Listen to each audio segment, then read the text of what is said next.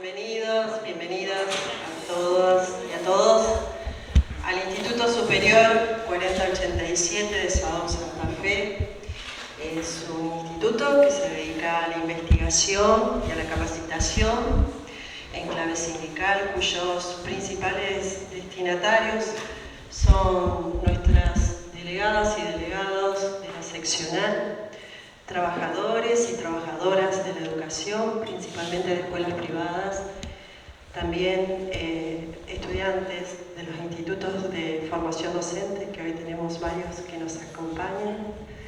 Y bueno, la verdad que cuando a comienzo de año empezamos a diseñar desde Sadom Santa Fe qué propuestas de capacitación llevar adelante con esa mirada política sindical frente a la compleja realidad de nuestro país y de nuestra provincia también, es que surgió la posibilidad de esta cátedra del pensamiento nacional y latinoamericano como un espacio para poder mirar, revisar, reflexionar sobre hechos históricos, procesos, desde la mirada de distintos pensadores y pensadoras de la región. Y decidimos iniciar ese recorrido con el seminario de Arturo Jauretche, un político, escritor, pensador argentino, que se cumplen mañana 50 años de su fallecimiento. Y dentro de este seminario fuimos diseñando distintas actividades para poder aportar a nuestros compañeros y compañeras la posibilidad de conocer su vida, su bibliografía y encontrar en el pensamiento de este filósofo del pueblo algunas herramientas para poder revisar nuestra realidad, para afianzar nuestro ser nacional en este momento tan complicado, con políticas nacionales que desprecian a la clase trabajadora, que tienen un fuerte desprecio por el pueblo, tan lleno de falta de humanidad y de entrega de la patria. Así que un poco las actividades están pensadas en ese sentido, y dentro de esas diferentes actividades en clave jauretchiana es un poco la que nos convoca hoy. Esta actividad la organizamos en coordinación con la Asociación de Filosofía y Ciencias Sociales de Santa Fe, a través del profesor Daniel Bacheto, el compañero con el que ya hemos venido articulando con algunas otras actividades. Y concretamente hoy es la posibilidad de esta charla para hablar sobre la vigencia y desafíos del pensamiento latinoamericano, a cargo del doctor Domingo Egina, del doctor Enrique del Percio, a quienes doy la bienvenida formalmente. Ya sé que estuvieron charlando ahí con Pedro y con Cecilia, y agradecerles que hayan aceptado el convite para este encuentro de charla entre compañeras y compañeros. Así que muchas gracias.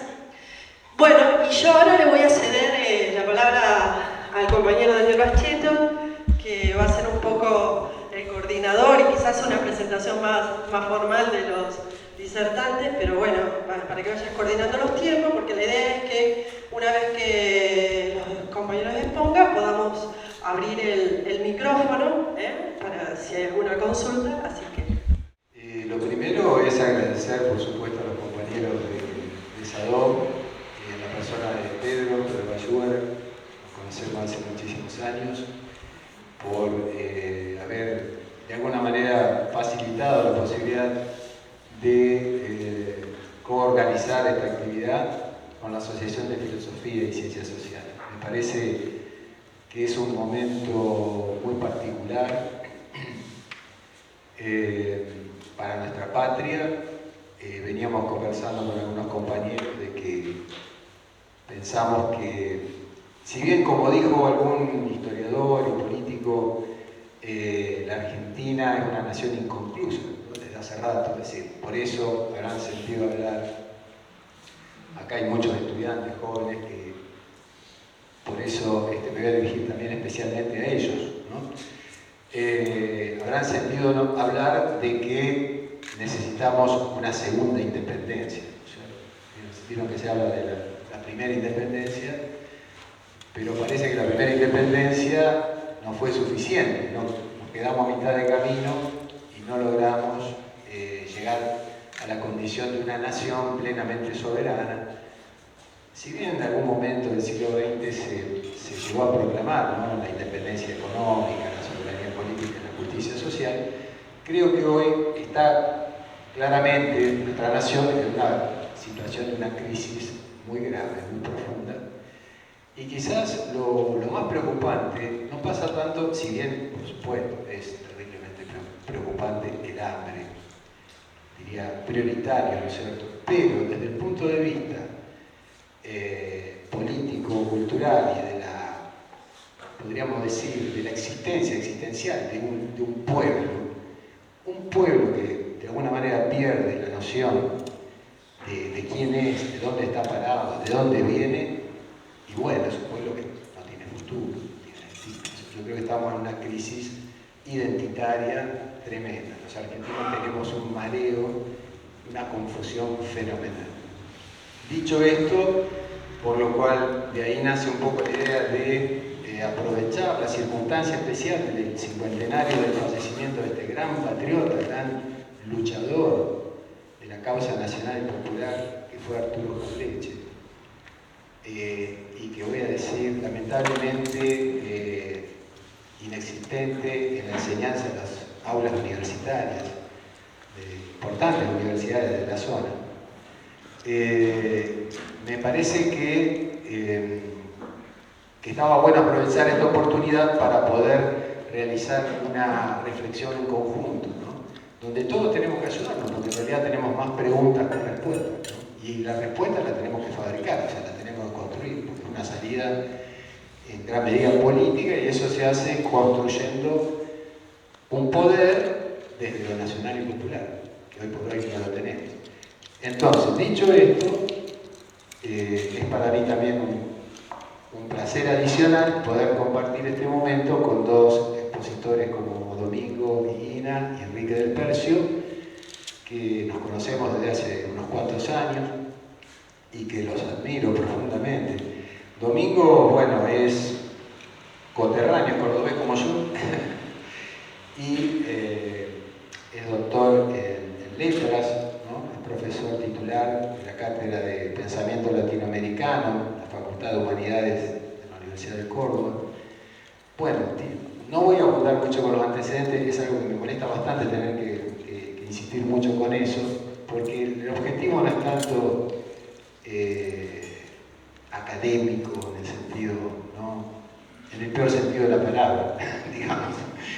Hay un buen sentido de lo académico, pero bueno, sino más, como decía, no crear una barrera en ese sentido con ustedes, sino más bien facilitar después el diálogo, las preguntas y demás, no ser tan formales. Entonces, Domingo, como le decía, agrego, parte de un grupo de intelectuales, profesores, docentes, investigadores de la Universidad de Córdoba, muy destacado, que se han dedicado a investigar justamente la historia del pensamiento, la historia de la cultura y de la literatura argentina y latinoamericana, y que han formado un grupo de estudios geoculturales, ¿no? Ellos editaban y editan una revista de libros muy interesante, se llama Silabario, donde hay artículos muy buenos sobre toda esta temática. Y bueno, y también es profesor de posgrado en distintas universidades del país, de Brasil, de España, etc. Bueno, Enrique también. Enrique del Percio es abogado, es sociólogo, filósofo, especialista en filosofía jurídica y es docente en la UBA, ¿no?, en epistemología, en sociología de la dominación, materias muy interesantes. Y actualmente es rector de la Universidad de San Isidro, donde doy fe que está haciendo una tarea sensacional. Entonces, creo que dicho esto ya podemos arrancar con lo más interesante y lo más importante, que es la exposición de quienes nos acompañan. Así que, Domingo, te cedo la palabra. Bueno, gracias por invitarme otra vez. Recién hablaba con un compañero, no sé si es la tercera vez que el sindicato me recibe amablemente para poder charlar con ustedes. Yo me voy siempre convencido de que no me van a llamar nunca más, pero evidentemente tienen piedad de mí, porque me gustan los alfajores santafesinos, vengo y compro y me vuelvo, dan esa oportunidad y esa excusa. Muchas gracias también, Daniel, por invitarme. La idea es que charlemos ahora 20 minutos cada uno de nosotros y después demos paso a algún debate o algún intercambio de opiniones, preguntas, lo que fuera necesario, para hacer esto un poco más ameno. Porque la idea de un seminario, ¿no?, más allá de lo formal que puede tener una institución, es justamente tener la capacidad de dejar una semilla, ¿no?, y a partir de allí que fructifique por sí misma la planta, ¿no? Y la idea es, de alguna manera, poder conversar sobre un pensador político y escritor muy conocido, muy nombrado, que seguramente de una u otra manera se ha cruzado con el nombre Jauretche, ¿no? A los más viejos y los más jóvenes también, aunque sea de nombre, ha aparecido la figura del viejo cascarrabia que era Jauretche, pero él es sin duda la excusa para pensar una posibilidad más amplia, ¿no? Yo creo que él lo hubiera visto también así. Cuenta su sobrino Ernesto Jauretche que ellos jóvenes en la década del 70 iban a visitarlo, ¿no? A principios de los 70 a visitarlo a don Arturo Jauretche, y como la segunda o tercera visita dice: váyanse de acá, no los quiero recibir más. ¿Pero por qué, tío? Porque me hacen trabajar de prócer y yo no quiero hacer prócer, ¿no? Bueno, la idea es no tomar Jauretche como un prócer, sino tratar de encontrar algunas aristas que pueden tal vez servirnos para, en un propósito de largo aliento como es el que tiene pensado el sindicato, ¿no?, de formación, pueden servir como algunos disparadores. Primero, para retomar un poco Jauretche y el título de este encuentro, hay que pensar un poco en el pensamiento nacional.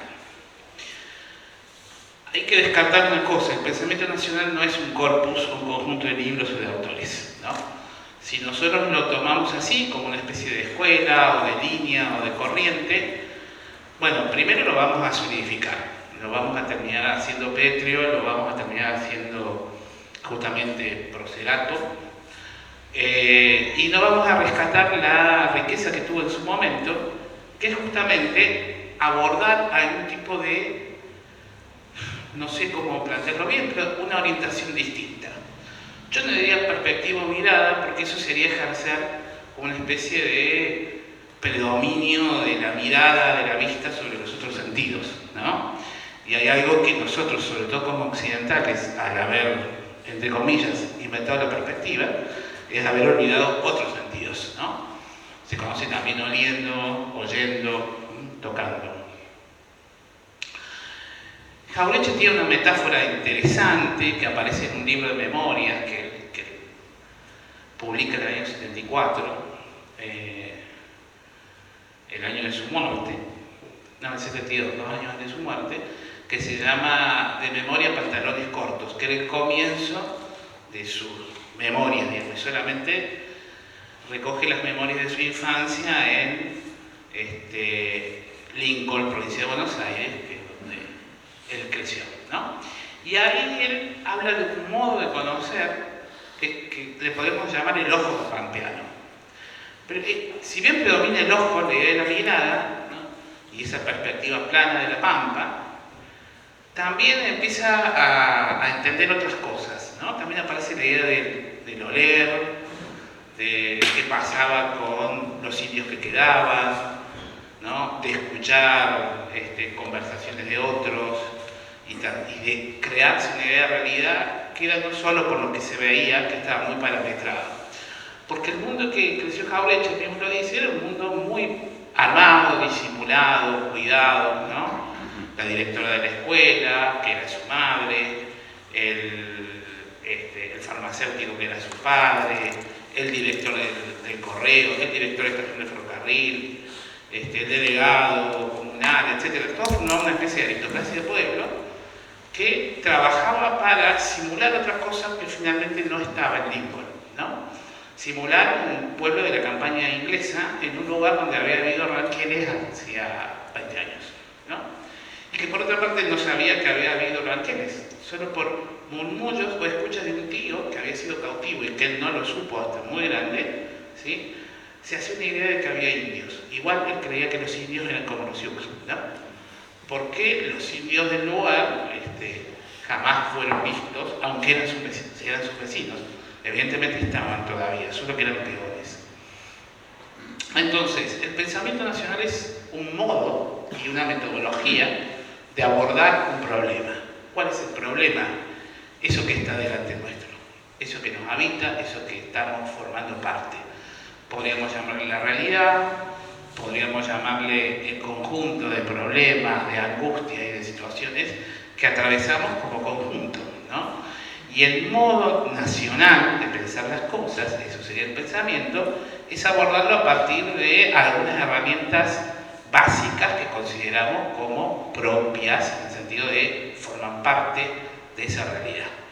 Entonces, el primer elemento a tener en cuenta del pensamiento nacional es que surge de la contingencia, es decir, lo que nos está pasando ahora, ¿no? Por eso es un pensamiento que se actualiza siempre, ¿no? Cuando uno dice, se murió hace 50 años, Jauretche, se pensaba en la época del 50, que Perón, que la Libertadora, sí, pensaba en su contingencia, pero ese es el mejor caso del pensamiento nacional, porque nos lleva a pensar a nosotros desde nuestra contingencia, ¿no?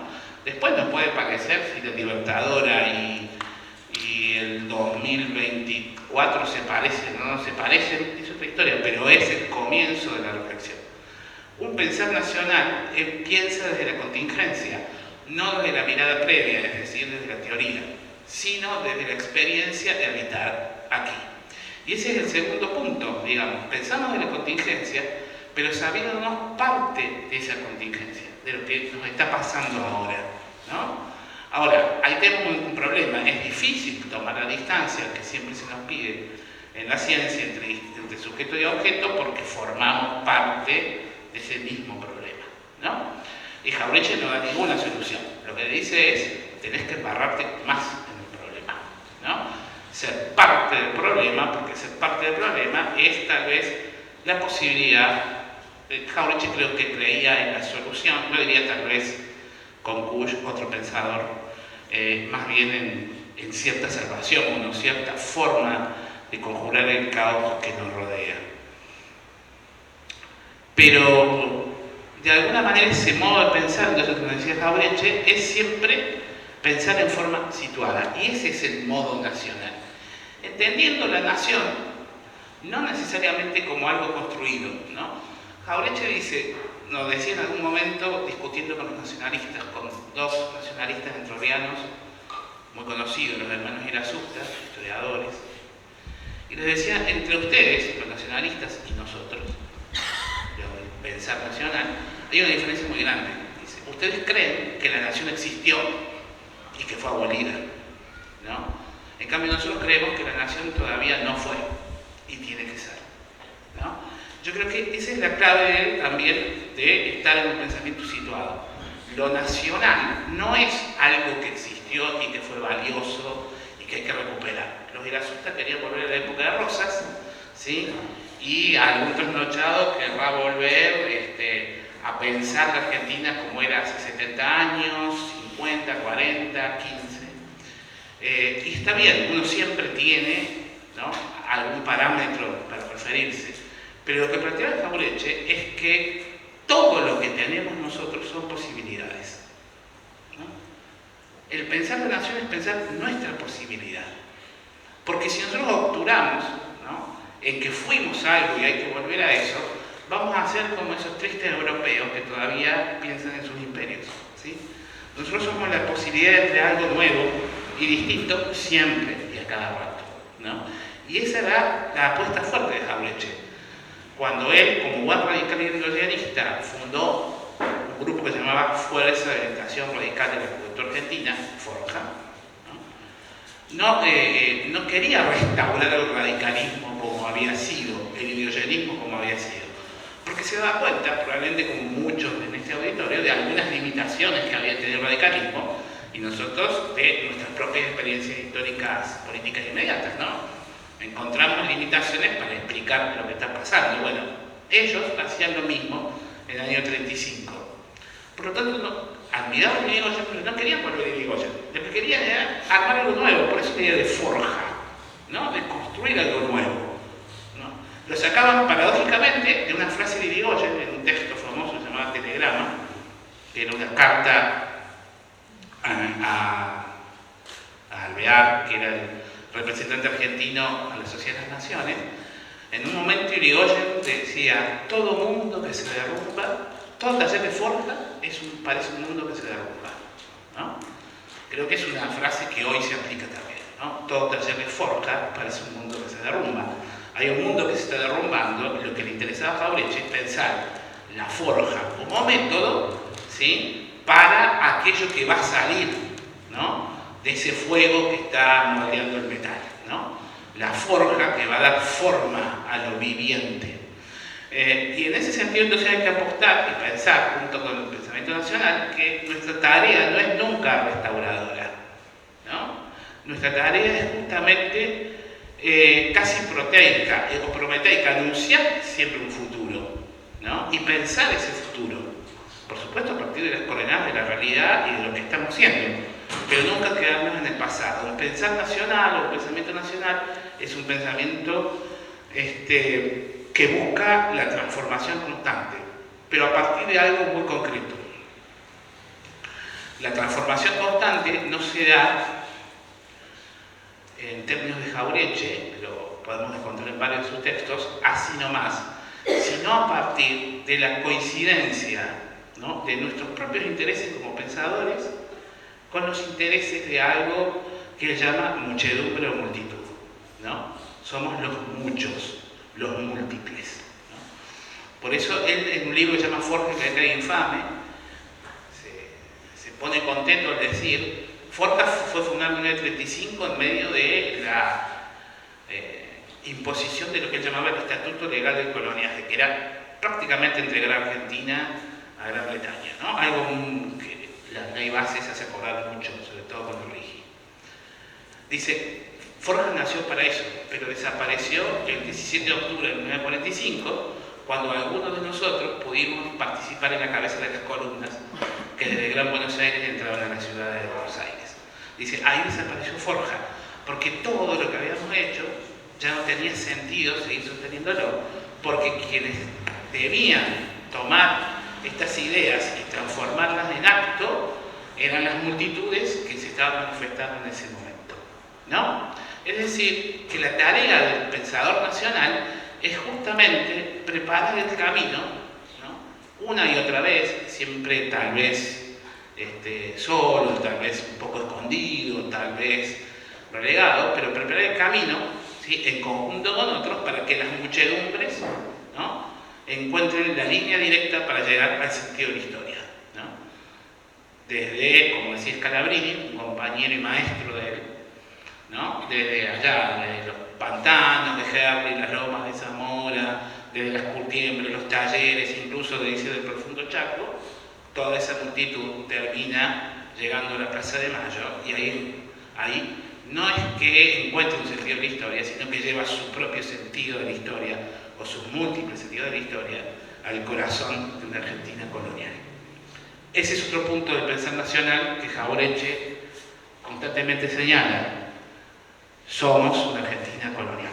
El problema no se trata del desarrollo, no se trata de si tenemos buena o mala dirigencia, se trata de que somos un país colonial, ¿no?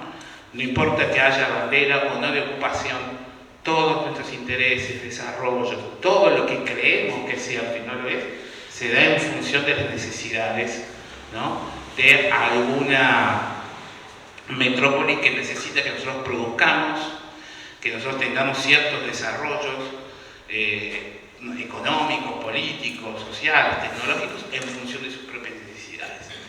Si uno lee Jauretche atentamente, y los pensadores de ese momento van a anticipar como 20 años a los teóricos de la dependencia brasileños en muchos casos, ¿no?, y van a señalar en buena medida los problemas más serios, ¿no?, de nuestra relación de dependencia y de desarrollo subordinado, diría yo, de nuestra economía respecto a las economías centrales. Un libro, tal vez el primero que escribe Jauretche, polémica contra el establishment liberal económico, es el Plan Presbich y el retorno al coloniaje, ¿no?, de año 56, que recupera, digamos, su pensamiento de la época de Forja, del 35 al 45, y también la experiencia económica del peronismo, con el IAPI, etcétera, que a él le tocó participar siendo presidente del Banco Provincia de Buenos Aires, ¿no?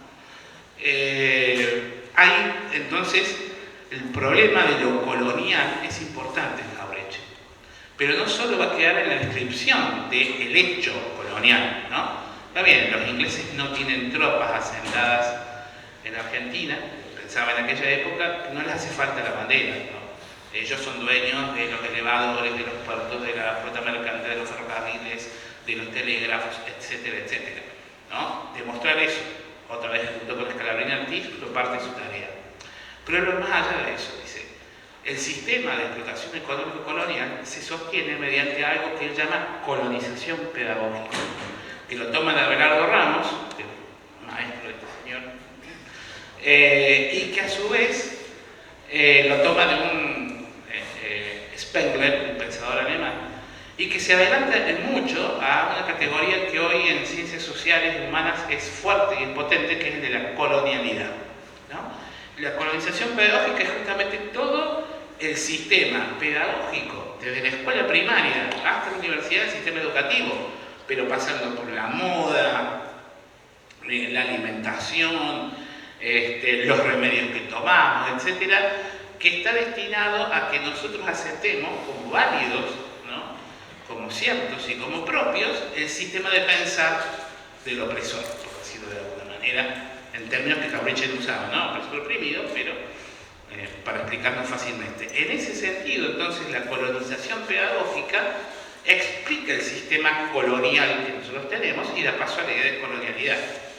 Hoy lo que tenemos que discutir nosotros en buena medida es si somos o no una Argentina colonial, y no porque la ley bases o el decreto, etcétera, nos pongan ese orden de colonialidad, sino porque probablemente hayamos participado permanentemente de esa situación, aun cuando en ciertos momentos históricos pudimos sacar la cabeza. Había algo que Jauretche tenía, una fe, que en buena medida, creo yo, se nos rompió a nosotros, por lo menos a mí. Bueno, no sé si la fe se rompe alguna vez, pero entra tambaleada en algún momento, ¿no? Jauretche, justamente por esto de la muchedumbre, tenía una fe clara en que había un interés de estas muchedumbres en constituirse en pueblo.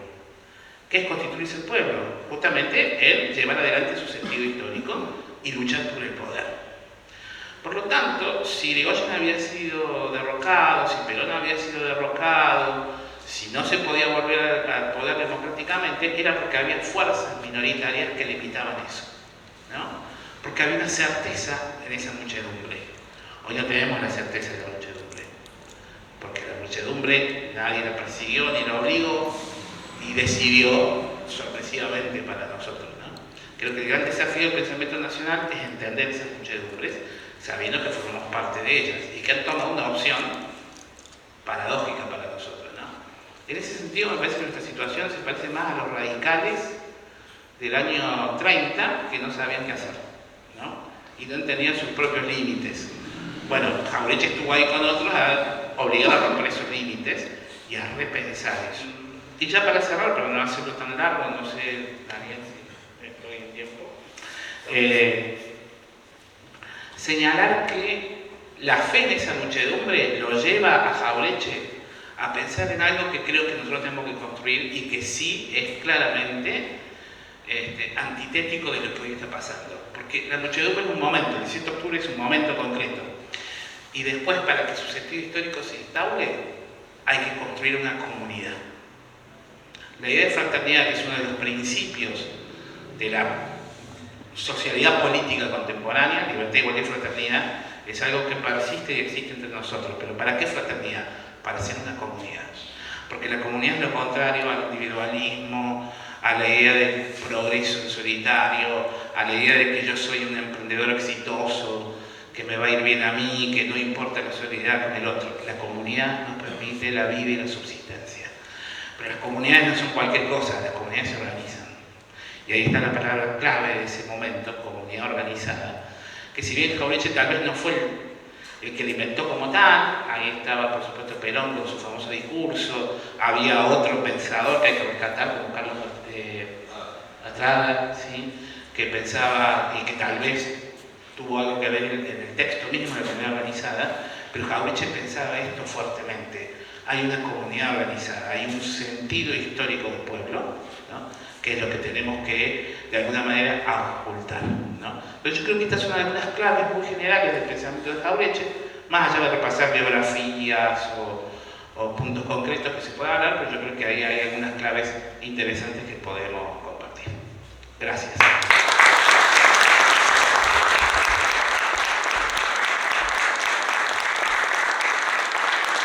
Muy bueno, gracias por esto. Y gracias, gracias Pedro, gracias Cecilia, y en nombre de ustedes a todos los compañeros y compañeras de SADOP.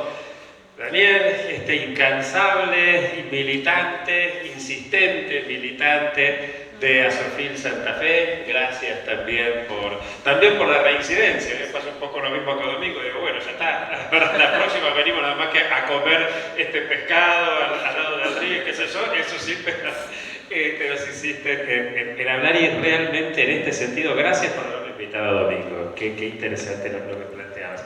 Y voy a retomar desde donde vos dejaste, justamente.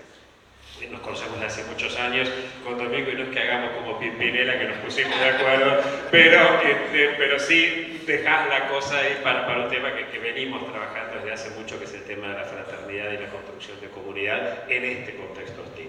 Pero no quería comenzar sin recordar que justamente yo conozco a Jauretche en esta provincia, perdonen ustedes, lo conocí en Rosario, anticipo que como hincha de Lanús soy medio sabalero también, obviamente, ya que me más santafesino que rosarino, pero yo estaba durante la dictadura, familia, mi viejo particularmente recontra gorila, yo he peleado con mi viejo, me voy de casi me vengo a vivir a una residencia en Rosario. Yo de política, como todos los que nacimos después de él, de que hayan pasado las cuestiones de los 70, de política mucho no entendía, solamente por una cuestión familiar me voy. Lo que sí sabía es que los peronistas eran gente horrible, que no pensaba, que no tenía ni idea, que eran... Y yo había empezado a leer a Tolkien y me los imaginaba como orcos. Bueno, la cuestión es que en Rosario conozco por un compañero de la residencia, me da a leer el manual de sonceras argentinas y leía las mismas huevadas que decía mi viejo. Y para mí fue increíble porque decía, mira, todas estas cosas que yo las había aceptado porque era lo que en la familia y en el barrio, ¿no? Vivía en la droguera, un barrio de clase media alta, todos lo aceptaban. Digo, pero claro, y era, hoy usaríamos la palabra, la deconstrucción de esas verdades ahí aceptadas. Quería comenzar con esto y ahora contarles también una anécdota que me surge a partir de esto que comentaba Domingo con respecto a Forja. Una anécdota que me resulta recurrente desde hace unos meses. A mediados de los 90 yo dejo la actividad política por razones estomacales. En aquel momento yo había recorrido todo el espinel local, provincial, nacional, internacional. En Santa Fe, acá justamente participé mucho de la reforma del 94 como asesor de Cafiero, un asesor muy joven.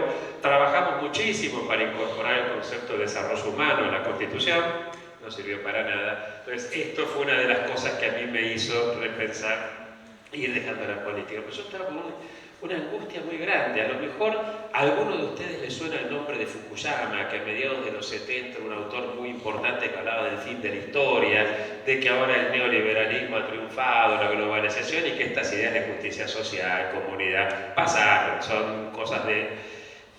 Y entonces le digo a Cajero, en pleno menemismo, el peronismo se había hecho menemista, eran esas situaciones así. Entonces yo lo voy a ver a Antonio y digo, Antonio, estoy desazonado, siento, no tengo ni fe ni esperanza, pero me dice, ¿por qué no lo va a ver Alfredo Eric Alcántara? Y de paso rindo homenaje a alguien que se nos fue no hace tanto, con 100 y algo de años, creo que tenía don Alfredo, uno de los fundadores de Forja. Y lo voy a ver y me cuenta, me dice, nosotros cuando fundamos Forja, en los 40, la situación nacional era horrible. El radicalismo se había entregado totalmente. El socialismo era parte del contubernio junto con los conservadores, la democracia progresista no tenía mucha... Y la situación internacional no era mejor. Si ganaban los nazis, imagínate cómo íbamos a estar nosotros. Pero si ganaban los aliados, tampoco íbamos a estar mucho mejor.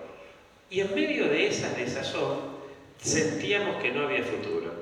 Y estamos hablando de poco antes de junio del 43 y estamos hablando de apenas 2 años antes del 17 de octubre del 45. No quiero decir con esto que necesariamente se dé algo, simplemente que a veces las gentes se dan cuenta que podemos ser pueblo, que podemos ser comunidad y a veces en la historia ocurren cosas inesperadas. En este sentido, no me voy a meter acá, sé que hay varios de ustedes que estudian filosofía. ¿Quiénes son los que tienen de filo por acá? ¿No bien? Ah, no, son poquitos. Entonces, sin broma, no les cuento, pero sí voy a contar simplemente que para muchos que estudian filosofía se meten con Hegel y esta idea de la dialéctica, ¿no? De la tesis, la antítesis, la síntesis, como si todo estuviera ya contenido en una tesis. Nuestra filosofía, la filosofía latinoamericana, plantea cosas distintas. Plantea que no todo está contenido en la tesis, plantea que no es cierto que Hernán Cortés fue resultado de la evolución dialéctica de los aztecas y de los mayas, ¿no? Sino que la novedad irrumpe en la historia y así nos lo muestra la historia. Y aquí entonces, hablando de la novedad, quisiera retomar donde dejó Domingo, con la problemática justamente de decir, bueno, claramente la muchedumbre no tiene ganas de ser pueblo. Y entonces me gustaría que muy rápidamente repasemos las razones de esto. Por supuesto que estudiar las razones de esto, la materia que yo doy en la UBA, como comentaba Daniel, se llama Sociología de la Dominación y trabajamos un cuatrimestre entero trabajando estas cuestiones. No se asusten que no vamos a desarrollar, pero sí pasar los títulos. Cada uno de estos títulos da lugar para más de una clase, pero simplemente pasar los títulos para que veamos un poco por dónde va una estrategia de abordaje de esta problemática. En función del impacto de las nuevas tecnologías en general, pero sobre todo las informático-comunicacionales, en ese periodo que va desde los años 70 del siglo pasado hasta la inteligencia artificial, en estos 50 años más o menos, si quieren poner desde el fallecimiento de Jauretche del 73, 74, esa época donde entre otras tantas cosas se desengancha el dólar con respecto al patrón oro y eso da lugar a la tarjeta de crédito y a la reproducción del capital por encima de la producción, un montón de cosas que van, crisis del petróleo, fin de la guerra de Vietnam, una cantidad de situaciones que se dan en ese momento que generan las condiciones para que los estados pongan muchísimo dinero en los desarrollos informáticos, ¿no? No es que 4 chicos en el Silicon Valley generaron todo esto, sino que hay mucho dinero de los estados atrás. Bien, esto genera muchos impactos, pero voy a centrar en 3 nada más. Impacto en el ámbito laboral, la gente ya no trabaja toda su vida en el mismo lugar y esto tiene en términos de socialidad un impacto muy grande. Cuando la gente trabajaba toda la vida en la misma fábrica, en el mismo hogar, eso generaba un tipo de socialidad distinto. Eran trabajos horribles muchas veces. No estoy diciendo qué maravilla la tarea del que tenía que trabajar en el frigorífico, en la fábrica, pero al margen de eso, lo que ahora estamos viendo no son esos efectos, sino la vía socialidad. El chico de Rappi, el chico que trabaja para Rappi, no solo no tiene compañeros de trabajo, sino que no tiene un empleador conocido y no tiene un cliente conocido. No se da la socialidad, es decir, ese chico no genera ese vínculo que se le generaba antes. Pero ahora que no trabaja en rugby, no tiene compañeros de trabajo que le duren. ¿Se entiende? Entonces, vos cuando llegás a tu trabajo, nadie se va a dar cuenta si estás contento, si no estás contento. Y si alguien te pregunta qué te pasa, vos no vas a decir la verdad. No vas a decir, no, me peleé con mi pareja, tengo un problema con mi hijo, que nada, si me dormí mal, no pude comer algo pesado, ¿se entiende? No se da ese vínculo. En el ámbito residencial, las nuevas tecnologías también generan que la gente no viva siempre en el mismo barrio. Entonces no conoces a tu vecino, no conoces al otro. Esto tiene también sus ventajas. O sea, en el barrio vos tenías la ventaja de la socialidad, de que si tenías algún problema tu vecino te podía ayudar. Pero en el barrio también, si vos tenías una opción o una preferencia sexual distinta de la hegemónica, no ibas a ser bien visto, en fin, todo tiene sus pros y sus contras. Pero la contra que estamos viendo ahora es la crisis de la socialidad porque no conoces a tu vecino. Y quizás donde se da el tema más grave, más urgente y más importante es en el tercero de los impactos, que es en el ámbito doméstico. Vos entre las guerras napoleónicas y el inicio de la revolución industrial, ponele 1800 para poner una fecha, y 1974, fin de la guerra de Vietnam, vos requerías muchísima gente para ir a morir al campo de batalla, ¿se entiende esto, no? Y al mismo tiempo requerías muchísima gente para ir a trabajar a la industria o incluso para estar desocupada. Y de esa manera el ejército de reserva que mantenías...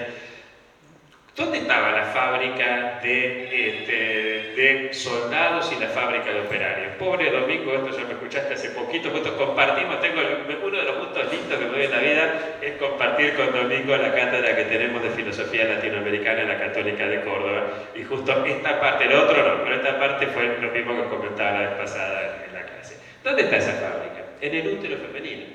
¿Sí? La mujer no es mujer, es madre. Es una persona que pare, que produce soldaditos y trabajadorcitos. ¿Se entiende esto, no? Con lo cual teníamos familias súper numerosas donde cuando llegaba el padre, como la mamá era la encargada de reproducir la fuerza laboral, cuando llegaba papá, ¿cómo le reproducías la fuerza laboral a ese tipo que estuvo laburando en un trabajo horrible durante 10 horas, que tenía más de 2 horas de viaje entre ida y vuelta, a veces 4, entre ida y vuelta a la casa, para ganar un salario miserable, ¿Cómo hacía? Bueno, lo hacía. Llegaba el señor y ella decía, chicos, llegó papá, ¿no? Llegó el rey del hogar. Y entonces ese que había sido bastante bardeado por su capataz, ahora iba a bardear también a sus hijos. Entonces usted que no estudió, se va para allá. ¿Cómo que dice mamá que usted... ¿Viste esos viejos chotos conservadores que suelen decir, ustedes los docentes, ¿no? Porque el problema es que ya los chicos no respetan a la maestra porque el respeto se inculca en la casa. Porque cuando yo era chico, siempre levantando el índice, cuando yo era chico, mi padre hablaba y no se escuchaba ni el volar una mosca, y vos te vienes a decirle, pobre tipo de familia horrible, te tocó para vivir, pero el tipo lo dice como algo bueno, ¿no? Bueno, ese chico salía a la calle ya puteado, porque tenía un montón de hermanos, tenía el padre, entonces salía a la calle puteado. Y ya la relación con los demás es distinta. ¿Qué pasa hoy? ¿Qué pasa? ¿Entiende, no? El pibe salía a la calle, además, a los 5 años y seguía necesitando encontrar un papá que le dijera lo que había que hacer y lo que no había que hacer. Y lo encontraba en los antecesores nuestros, la maestra. Hoy, ¿cómo le haces entender hoy a un pibe que cuando nosotros éramos chicos la señorita nos decía había que traer esto para el lunes y lo llevábamos? Es como una cosa imposible hacérselo entender hoy. Bueno, el caso es que tenías esa realidad. Hoy, el triple impacto implica en el ámbito doméstico un cambio fenomenal. Y es que las nuevas tecnologías hacen que no necesitemos ejércitos tan numerosos y que no necesitemos tanta mano de obra. Porque, para hacerlo fácil, no es del todo así, pero para hacerlo rápido, los drones tienden a reemplazar a los soldados y los programas de computación, a cada vez más inteligencia artificial, etcétera, tienden a reemplazar a los trabajadores. ¿Se entiende esto, no? Pero al mismo tiempo, la aplicación de las nuevas tecnologías, tanto a la producción de bienes como sobre todo a la producción de servicios, genera la necesidad de que cada vez consumamos más productos con alto valor agregado. Cuando yo era chico, perdón otra vez Domingo, que es el mismo cuento que conté la vez pasada, cuando yo era chico, apareció la tele en color en Argentina. Y mis abuelos seguían teniendo la tele blanco y negro. Nosotros habíamos comprado la tele en color a poco tiempo, y pasaba el tiempo y seguían con la tele blanco y negro. Y un día le pregunto, abuelo, ¿y por qué ustedes no cambian la tele? Y mi abuelo me dice, si funciona, ¿para qué la voy a cambiar? Vos te imaginas que con esa lógica el mercado no funciona. Necesitan que cambiemos seguido de tele, de celular, que vayamos a cenar afuera seguido, que vayamos a... ¿Se entiende esto? Una familia de 10, 12 hijos no se puede hacer. Yo soy rector ahí en San Isidro sí, hay familias con mucha guita que pueden hacerlo, pero lo normal es que eso no es posible. Entonces, el sistema que va a hacer, primero va a decir, establezcamos el ideal de los TINCs o los SINCs. Double income, no kids, doble ingreso sin hijos, o SINCs, single income, no kids, simple ingreso sin hijos. Lo primero que hacemos es inventar la píldora anticonceptiva, de tal modo que la mujer pueda salir a trabajar, no tener hijos y por lo tanto que haya doble ingreso en la casa. Al mismo tiempo establecemos un modelo hegemónico de cuerpo femenino distinto. Ya la mujer no va a convocar la atención del varón a través del escote, mostrando su símbolo anatómico de la maternidad, sino que lo va a convocar a través de la minifalda, el pantalón ajustado, mostrando el símbolo anatómico del dinamismo. La mujer ya va a tener que ser delgada, mostrando que, mira, no soy muy apta para la maternidad, pero sí para andar, para salir, ¿Se entiende toda esta lógica? Bueno, esto es una operación fascinante, además de ver cómo esto se va realizando. El caso es que la cosa anda bien.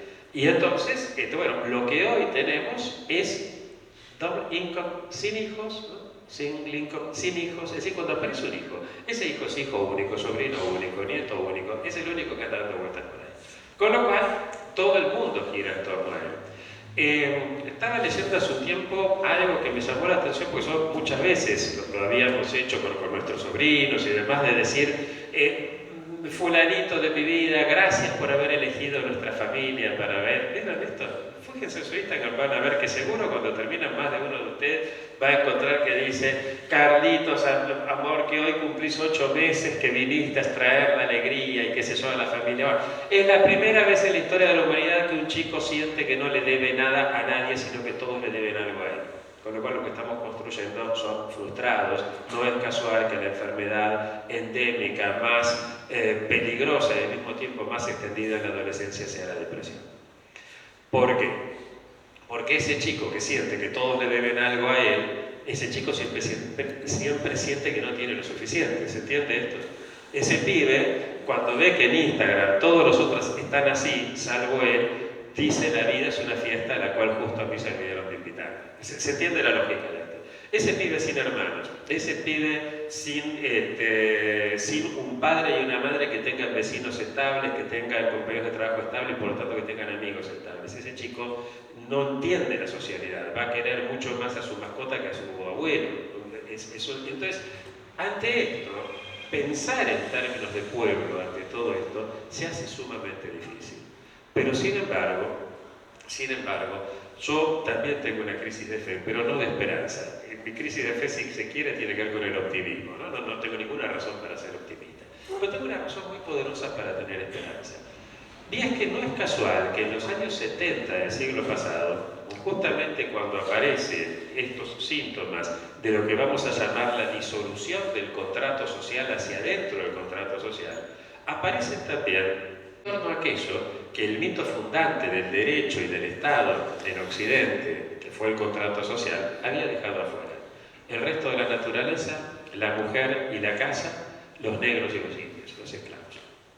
¿Sí? Cuando el contrato social, allá por el siglo XV, XVI, Hobbes, Locke, a lo mejor les suenan estos nombres, ¿qué decían? Bueno, la sociedad es fruto de un contrato donde nosotros pactamos para no matarnos entre nosotros. Ahora, todo ese pacto dejó afuera al resto de la naturaleza. En los años 70 del siglo pasado aparece la demanda ecológica. Pero con la Carta a los Pueblos del Mundo. El Club de Roma diciendo cuidado con los límites de crecimiento. La Carta de Estocolmo. O sea, ideas, orígenes y fundamentaciones políticas muy distintas, pero todas dicen cuidado con la ecología. El feminismo que va a decir lo personal es político. lo doméstico es político. Ojo con dejar a la mujer y el ámbito doméstico fuera del contrato social. Los movimientos por los derechos civiles en el norte y los movimientos sociales en el hemisferio sur, los movimientos independentistas africanos, los grandes movimientos en América del Sur, en Asia, después si tengo tiempo voy a decir por qué son movimientos de liberación y no de libertad, no sé si me va a dar el tiempo. Todos estos movimientos lo que van a decir es, mirá, todos aquellos que dejamos sin derechos, que dejamos afuera del contrato social, tienen que... Y mucho de esto queda, mucho de esto queda. De estos tres ámbitos que señalé, hoy tienen, si se quiere, más vigencia en muchos aspectos de los que tenían en los años 70. ¿Por qué? Porque así donde nace el peligro, crece la salvación, decía un gran poeta alemán hace 200 años, Herder. Así donde nació el peligro, creció la salvación. ¿Y por dónde podemos pensar la salvación? Bueno, aquí hay que ver una cuestión que desde América Latina lo podemos ver un poco más claro. Y es que un domingo había cerrado planteando la importancia de la idea de fraternidad y de comunidad, ¿sí? Y en esto veamos, sí, hay algo que se lo voy a tratar de ver si lo resumo en un minutito, pero es un tema complejo pero fundamental para entender esto. Y es cómo yo me percibo a mí mismo y cómo percibo la vida con los demás. La realidad no se construye a partir de lo que la realidad es ni de lo que la realidad fue, sino como yo creo que fue la realidad. ¿Se entiende? Ninguno de nosotros conoce toda la realidad, pero cuando vas a actuar, cuando vas a hacer algo, lo haces no en función de lo que las cosas son, sino de lo que vos crees que son. ¿Se entiende esto? Esto nos pasa a nivel individual y a nivel colectivo también. Por eso la madre de todos los conflictos no es tanto la lucha de clase, la lucha de territorio, es la lucha por ver cómo nos pensamos a nosotros mismos y cómo pensamos a la sociedad. Si yo me pienso a mí mismo como a partir de toda una operación fascinante, se hace a partir de, bueno, desde hace mucho, pero se termina de plasmar en un momento concreto. En 1689, Inglaterra, a lo mejor le suena el nombre de Locke, segundo tratado sobre el gobierno civil, va a ser el primero que va a decir yo soy el dueño de mi cuerpo. Es decir, llevar la propiedad al extremo de pensar que yo soy el dueño de mi cuerpo y de mi vida. Como si yo fuera una cosa distinta de mi cuerpo y de mi vida. ¿Se entiende esto? Frente a las filosofías universales como la andina, la bantú, la tupí guaraní, las asiáticas en general, que dicen yo estoy siendo mi cuerpo y mi vida, aparece una cosa muy rara que dice yo soy el dueño de mi cuerpo y mi vida. Tanto se instaura esto que lo podemos ver en el fútbol, la forma, ahora está mucho más globalizado, pero si pueden rescatar, a veces en YouTube aparecen bastante completo el partido de Brasil-Italia final del Mundial 1970. Vos ves como en Brasil no hay ninguna estrategia, no hay nada, pero son cuerpos que juegan fútbol, son cuerpos que están jugando, ¿sí?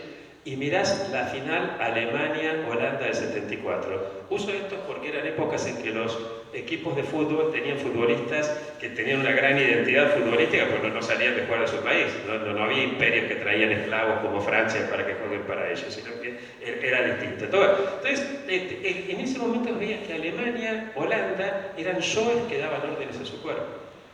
O si querés mirarlo desde la danza, cuando vos vas por cualquier lugar de América Latina, pero sobre todo desde Montevideo para el norte, pero por cualquier lugar, y vas a un baile popular, ves que se arma enseguida un baile y la gente baila de una forma que a mí me suele pasar, que estás o tomándote una caipirilla o un mojito, depende por dónde, y viene alguien y te dice, oye chico, que ¿por qué tú no bailas? Y vos decís, lo que voy a bailar, mirá cómo bailan ustedes. No, pero qué sencillo, porque vienes y tu cuerpo se mueve. Pues si no, no puedo parar. Mi cuerpo, que yo tengo un yo a medio metro de mi cuerpo que le da órdenes y que se entiende, o sea, tenemos incorporada la subjetividad de yo soy el dueño de mi cuerpo y de mi vida. Si yo soy el dueño de mi cuerpo y de mi vida, yo decido si vivir o no con los demás. Y entonces voy a vivir con los demás en función de un contrato que yo celebre con ellos. Decidiré asociarme a los demás. Y voy a pensar la vida en común en términos de sociedad. Pero si yo en cambio descubro que estoy siendo mi cuerpo, mi corporalidad depende de que alguien haya elaborado mi indumentaria, de que alguien haya puesto estos ladrillos, de que alguien haya llevado esta agua acá, si no yo no puedo vivir. Pero además depende que los ancestros hayan enseñado cómo se elaboraban los ladrillos, cómo se elaboraba la indumentaria, cómo se provee el agua. Pero sobre todo voy a darme cuenta que yo soy porque también es una Pachamama que brinda lino, que brinda algodón, que brinda lana, que brinda agua, que brinda barro. Entonces no voy a pensar en términos de sociedad, sino de el cuidado en común. La palabra cuidado, hacer algo por otro, en el latín arcaico era munus.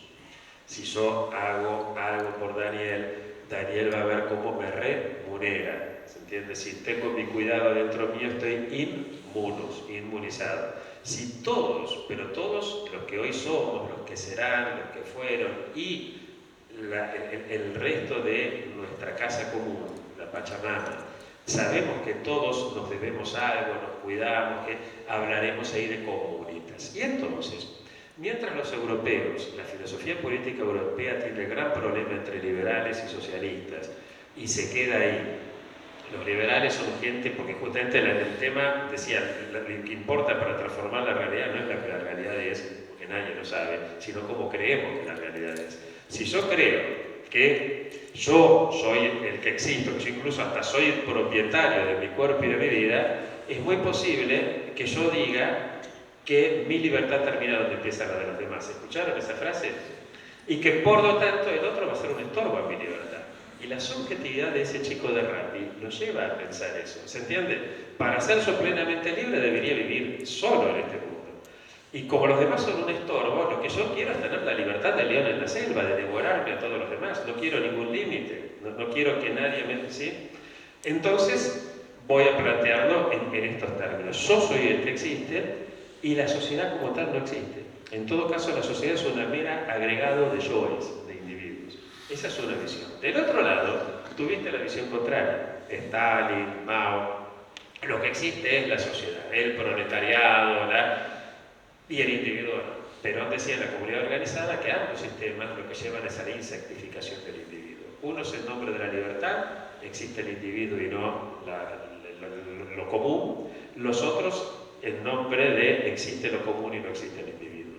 Pero ¿qué pasa si nosotros decimos yo estoy siendo en función de mi corporalidad y por lo tanto no es que o existo yo o existen los demás, sino que somos en relación? Somos en relación con nosotros mismos constantemente, ¿no? Todos estamos cambiando constantemente. Hay un jugador de fútbol chileno que alguna vez dijo yo no tengo por qué estar de acuerdo con lo que pienso. Digo, muchos periodistas que se rieron. Y es muy profundo, ¿quién está de todo de acuerdo con lo que piensa? ¿No? Siempre estamos con alguna cosa. Bueno, esto, los que somos católicos, para nosotros es muy fácil. Esto queremos en un Dios que es al mismo tiempo uno y trino. Pero el primero es trino, tres personas distintas y un solo Dios verdadero. O sea que es un Dios que es relación, es un quilombo. ¿No? Más o menos nosotros. Es una cosa, claro, es relación. Si uno no es en relación, uno no se ama, porque para amarte tenés que desdoblarte, pero si solamente te amas, tampoco podés realizarte. Necesitas amar, ser amado y saber que vos te construís con la diferencia con vos mismo, con la diferencia con el otro. Lo contrario de la identidad no es la diferencia y lo contrario de la diferencia no es la identidad. Lo contrario de la diferencia es la indiferencia. Vos te construís con la diferencia que tenés con vos, con el otro. Esto entonces nos lleva a pensar la vida en común en términos de fraternidad. Pero en términos de fraternidad, no de la fraternidad boba, sino de la fraternidad boba es la de mi tía Dubigen. Qué lindo sería vivir en un mundo más fraterno donde todos se quieran como hermanos. Fraternidad viene de frata, hermano. Mi tía Dubigen no tiene hermanos. Una sola cosa les pido, levantemos la mano todos los que tenemos hermanos. Dejemos la mano levantada a los que nunca nos peleamos con un hermano. ¿Por qué? Porque los hermanos, las relaciones horizontales estimulan el conflicto.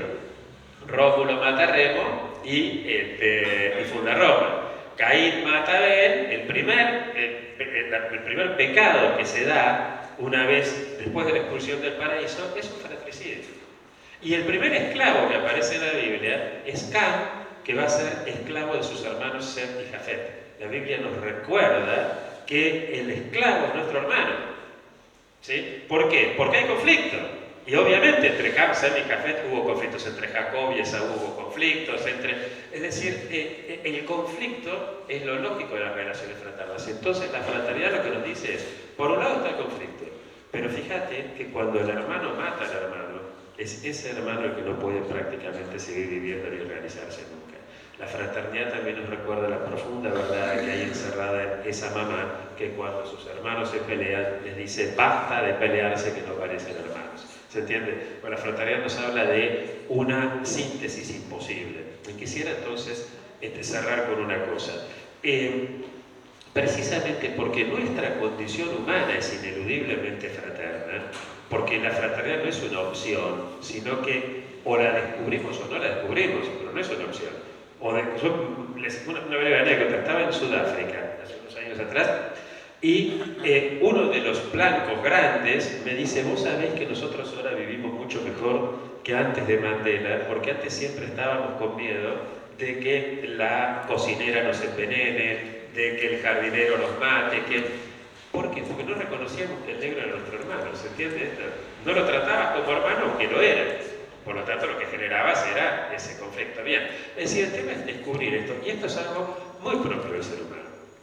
Entonces, en función de esto, es donde a mí lo que me permite tener la esperanza es precisamente saber que lo que nos constituye es lo que nos falta, y que lo que nos falta es aquello que tiene el otro y que tiene la Pachamama, que es lo que nos hace vivir como en comunidades. Quisiera cerrar con una enseñanza budista de allá del siglo XII que nos plantea que lo que nos constituye es lo que nos falta, y ahí es donde radica la esperanza, porque si no es en comunidad no podemos realizarnos, nadie se realiza si no es en una comunidad que se realiza. Es el poema de la ventana, y dice que la ventana es algo que falta en la pared, pero sin esto que falta en la pared no entraría la luz del sol dentro de la casa. La ventana es algo que falta en la pared, pero sin esto que falta en la pared no entraría el aire dentro de la casa. La ventana es algo que falta en la pared, pero sin esto que falta en la pared no habría vida dentro de la casa.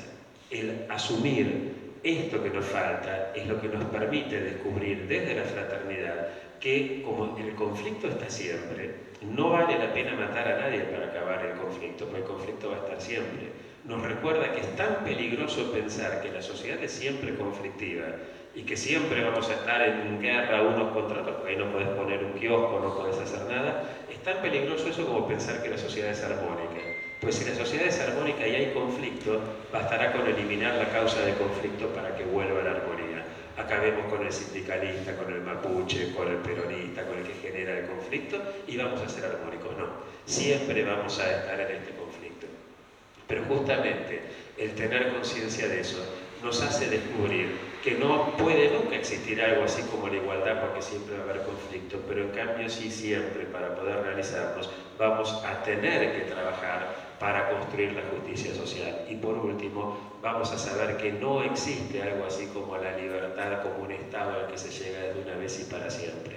Recordamos entonces que la misma palabra libertad en su etimología, libertas en latín, viene de leud, en griego, de donde viene levadura, leudante, de donde viene transformación, donde en inglés viene life, viene love, viene vida, viene amor. Es decir, la libertad como tal es un proceso que la historia y la metafísica y la filosofía, todos nos enseñan que no es algo a la cual podamos llegar de una vez y para siempre, sino que es un proceso que se consigue trabajando constantemente con los demás. Por eso la libertad en su máxima expresión se llama liberación. Gracias, compañeros. Creo que tiraron algunas puntas los compañeros como para pensar, pero también para opinar, preguntar, etc. Tenemos todavía tiempo para hacer eso un rato más, así que simplemente, bueno, si levantan la mano, no sé si hace falta, le podemos acercar un micrófono, ¿sí? Poder escucharlo. Creo que el país necesita recuperar estas discusiones. Creo que estamos atravesando una crisis muy importante como nación. Y la pregunta es, del libro de Jauretche, lo estoy reformulando un poco en mi cabeza, de los profetas del odio, cuando él habla de esa antiojera ideológica que nos atraviesan desde la intelectualidad de las universidades hasta el pueblo y hasta el más común de los argentinos. Yo creo que estos últimos años hemos estado atravesado por esas ideologías extrañas y nos hemos incorporado a ese sujeto con esa realidad concreta de la que vivimos nosotros en nuestra cotidianidad. Hemos incorporado hasta estas costumbres de otras naciones que no tienen nada que ver con nosotros.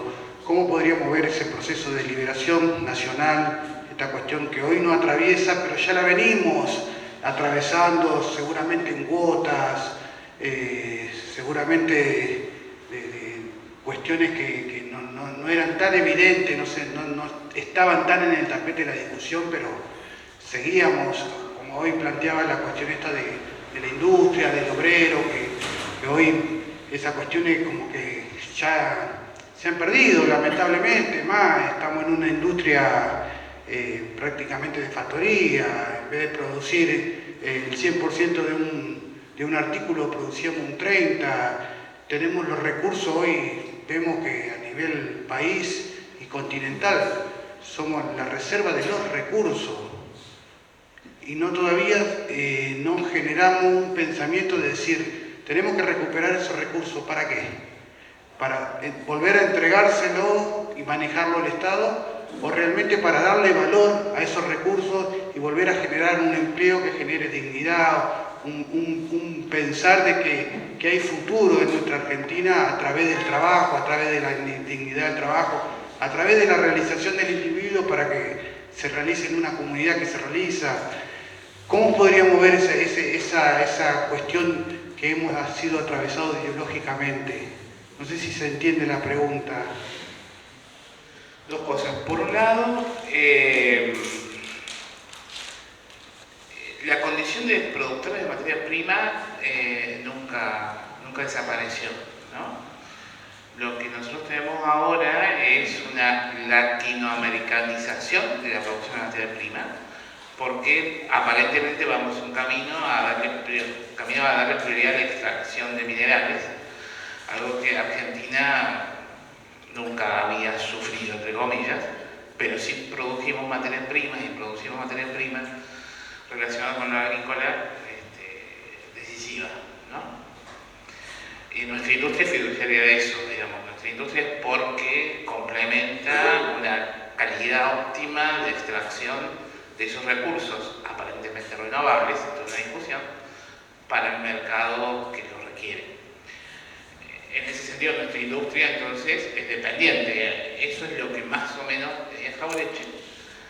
Y había que sacar recursos, digamos, de esta renta agraria para generar otro tipo de industria de consumo. Jauretche, cuando piensa en términos de geopolítica, también está muy cercano a Perón, o él, en todas las discusiones y las charlas con Perón no aprende de ahí, bueno, todos temas anecdóticos. Pero la idea es que una industria sólida, que no sea dependiente de esta producción de materias primas, tiene que ver con ampliar un mercado, ¿no? Entonces la idea para Jauretche de pensar en integración continental tiene que ver con esta idea de nación, porque justamente la posibilidad de liberación no está en cada país chiquito, sino en el conjunto de aquellos que están en las mismas condiciones. Por lo tanto, acercarse a Brasil, Uruguay, a Paraguay, con el mismo proyecto de Perón del ABC, en la misma línea, quiero decir, uno ahí amplía y podría llegar a tener una industria propia. Claro, es un hombre que está pensando en los 50, donde la industria parecía clara, ¿no? Hoy es complicado. Y es complicado porque el futuro aparentemente te muestra un mundo sin industria. Algo de lo que planteaba Enrique puede ser pensado.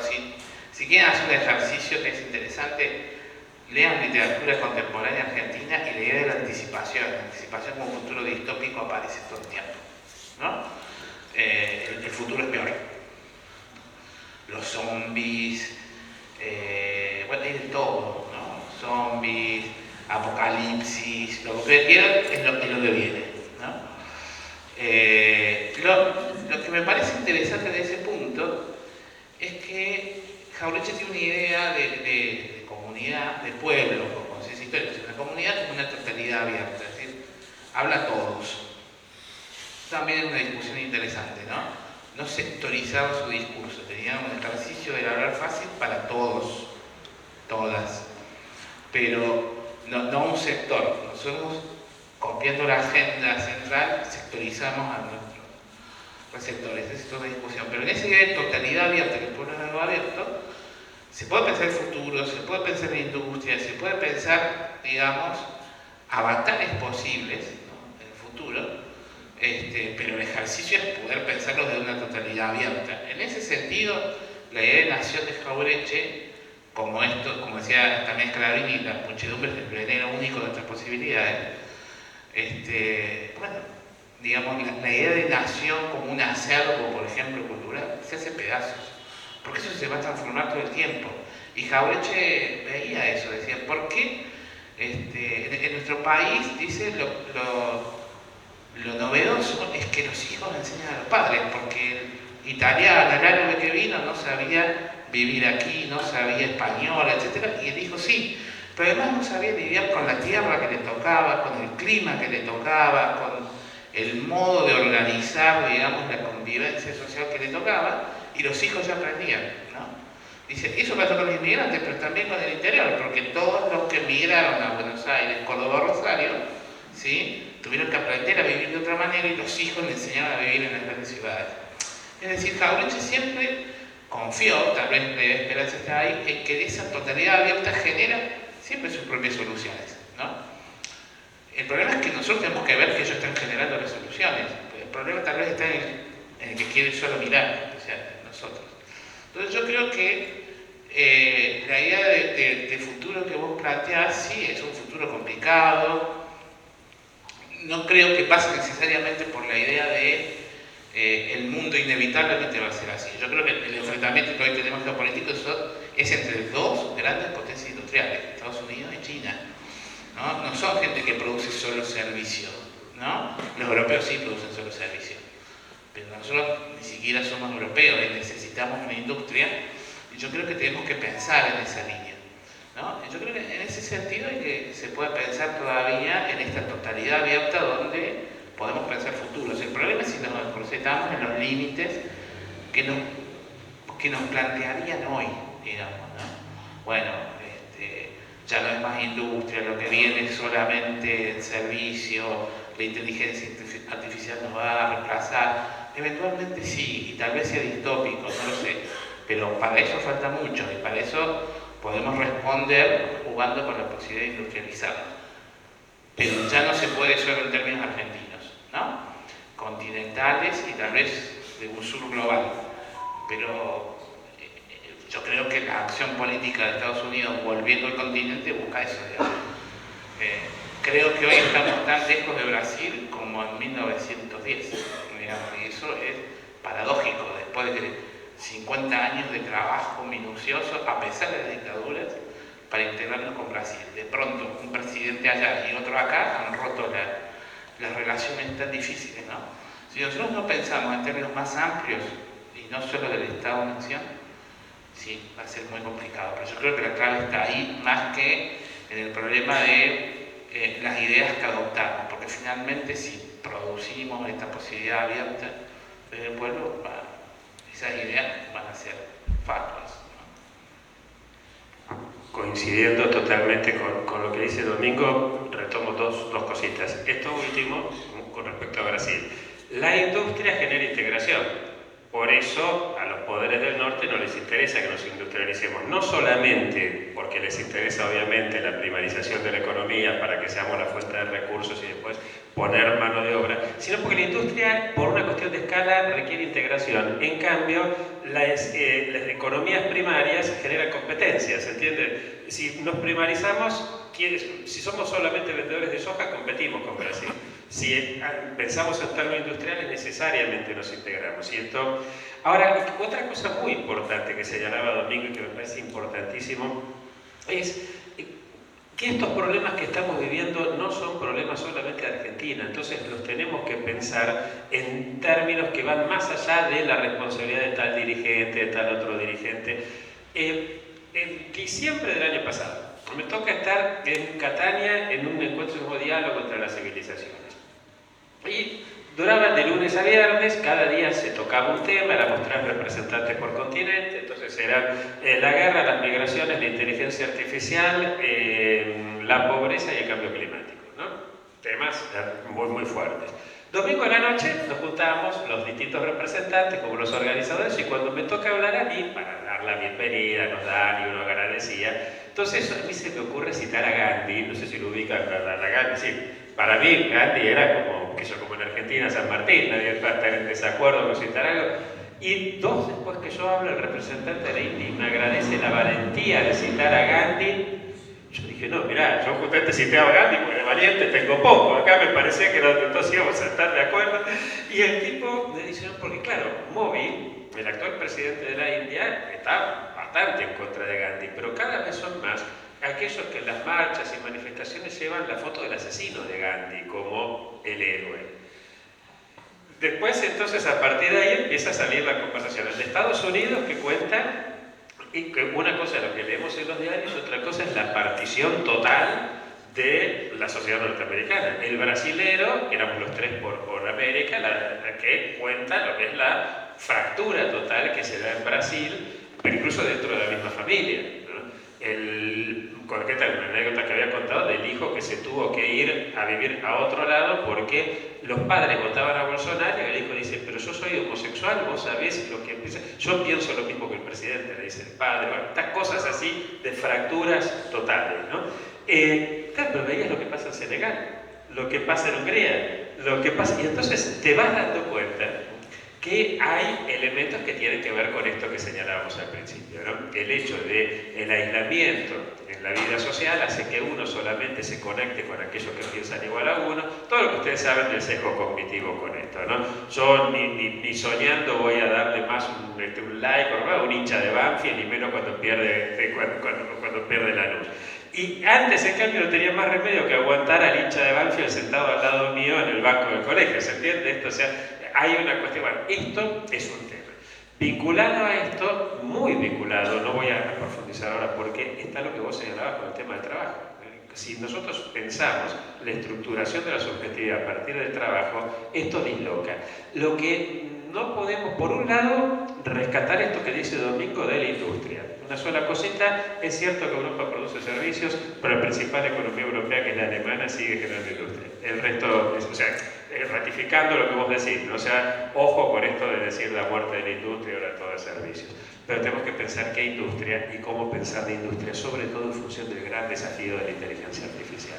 Que a lo mejor, en vez de verlo como el gran problema de que nos deja sin empleo, podemos pensar que a lo mejor hay que separar trabajo de empleo y a lo mejor tener trabajos más propiamente humanos y dejar que la inteligencia artificial se encargue de aquello que es más maquinal, justamente, ¿no? Así que, pero bueno, eso ya nos daría para una discusión mucho más larga y no vamos de tema. Bueno, buenas noches. La verdad que muy interesante todo el panel, como todas las actividades que organiza la militancia peronista, el Campo Nacional y Popular, y las que organiza también Daniel particularmente, siempre te dejan pensando. Nosotros acá desde la Juventud Peronista, más que nada, tenemos el gran desafío de ver cómo enamoramos de vuelta a los jóvenes y los comprometemos con la actividad militante, que gran parte de lo que ustedes estaban describiendo como esta realidad que nosotros entendemos, bueno, lleva a que hay un sujeto que es descomprometido, que está pensando en sí mismo y poco puede hacer o le puede importar lo que ocurre con el de al lado, mucho menos la participación política. Incluso el fenómeno, entiendo, que tenemos hoy del presidente, va un poco por ese lado, ¿no es cierto? De hecho, no es que tiene un cuerpo militante organizado, sino que tiene una cosa bastante anárquica, digamos, pero de gente que termina votándolo y que en fin sirvió para colocarlo en el poder.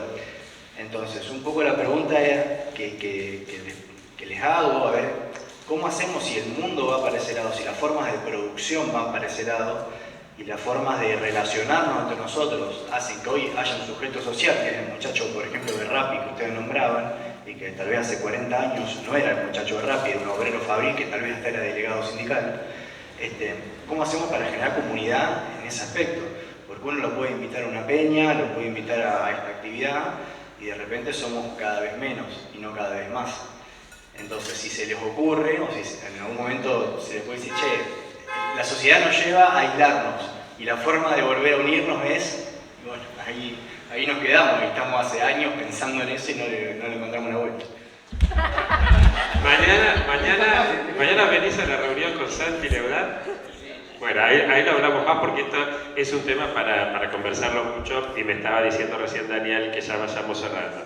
Pero lo que sí está claro es que hay algo justamente de lo más profundo de uno y que yo lo veo como profe de chicos que tienen todas las características que vos decís. Cuando el pibe descubre realmente que nadie se salva solo y que esto es una realidad, cuando empieza a descubrir eso aparece un elemento muy importante que Domingo lo señaló muy bien, que es la palabra organización.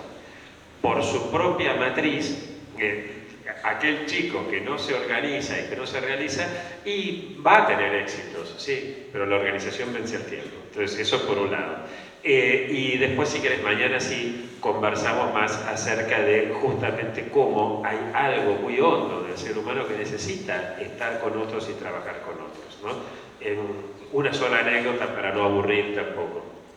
Cuando los fundadores de CHA, de la comunidad homosexual argentina, te contaban cómo ellos al principio estaban rechazados por toda la comunidad. Por el solo hecho de estar juntos ya los hacía sentir distintos, ¿no? ¿Se entiende? Bueno, después finalmente consiguieron todo lo que consiguieron, pero el estar con otro, el organizarse, es algo que a la larga da sus frutos. Pero ya te digo, el tema es mucho más largo, ya que nos volvemos a ver mañana y además con un capo como Santi, que esto también es un divino para pensarlo. Pero a vos no te tenemos mañana. No. Bueno, entonces contanos vos. No, bueno, yo claramente no tengo una respuesta. Si no, se le estaría vendiendo Roland Barba y no estaría...